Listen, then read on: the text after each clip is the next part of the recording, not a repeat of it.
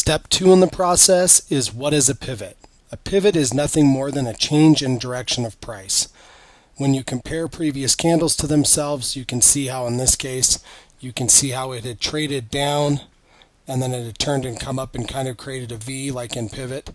That's what we look for. And we want to basically break that down and identifying that in what we refer to as just a basic sentence of the market. So this is something that you're going to want to memorize and play with.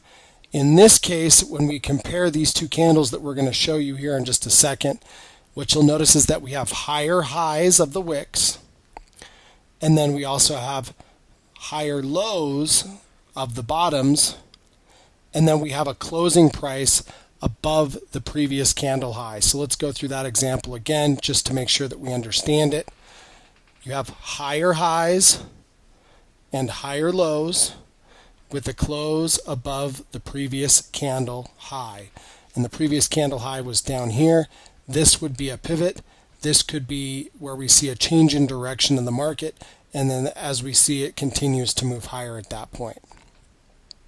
Now let's compare the next candles. What we have here is, again, we have higher highs and higher lows, and you'll notice how we have a closing price above the previous candle. So this would be a confirmation pivot once we had this correlationship or core relationship change. Now, what pivots now, once we've identified pivots in price, what we're able to do is compare pivots.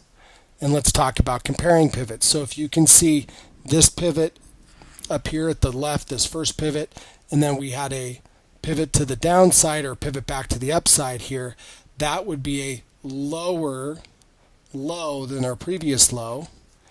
And then you'll notice how it puts in a lower high than our previous high. Here it puts in a temporary higher low, so this would indicate potential trend direction. Okay, we don't have confirmation of that. Then you can see it puts in a lower high, and then it puts in a lower low. Now all of a sudden we see a break of this high, so now we can see confirmation of a trend change.